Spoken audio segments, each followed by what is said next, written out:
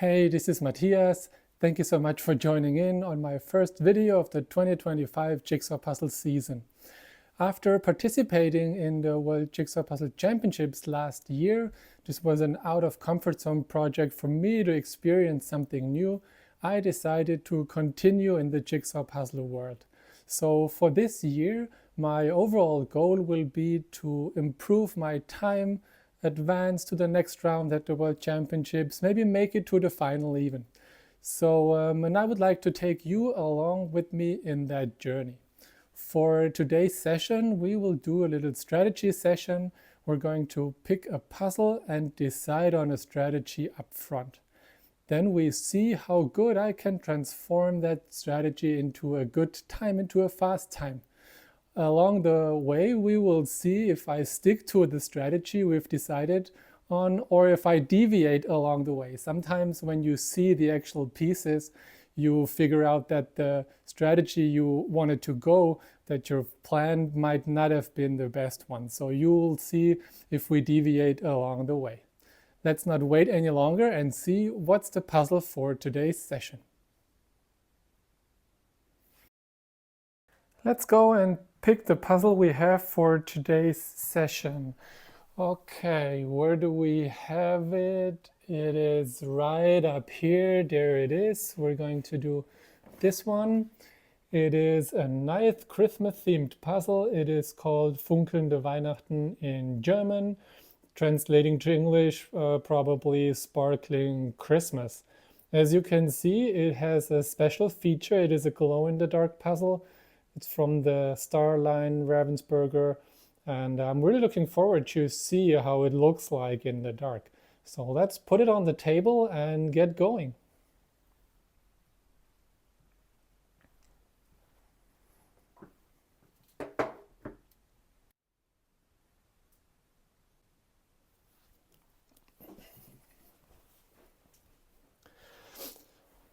Okay, let's have a look at the image to see how we will start.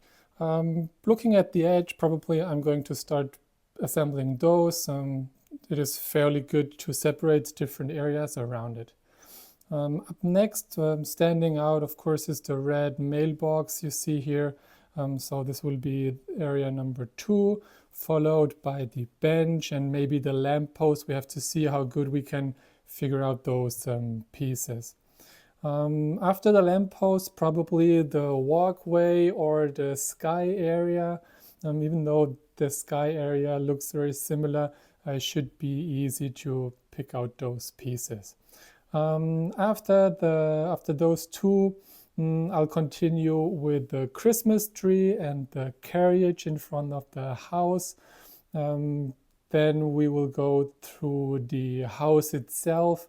Actually, I'm not quite sure how difficult the house will be. Sometimes my gut feeling tells me it looks easy on the picture up front, and then when you do it in the actual puzzle, it's more difficult than expected. So that's my feeling for the house. After the house, the rest of the picture, we have the trees on the corners in the top. The tree on the left side is a little brighter than on the right side, so probably these are good to distinguish from one another. And then we have the tree with the snow here on the right side. So those will be the final parts for the puzzle. All over the image, there are a lot of small details, small animals to help. We have those little birds here on top, or here a fox and a squirrel here on the bottom part. So those help to sort out the separate areas. Yeah, so that's it. Sounds like we have a plan. Let's go. After the flip, as you can see, I started with the edge according to the plan. That went quite nicely. Then the red mailbox. Now we have the first deviation. I went for the walkway instead of the lamppost, and then did the sky immediately. The lamppost was a little to the side. Afterwards, I continued with the Christmas tree, another deviation from the Christmas tree. I moved to the carriage and the house.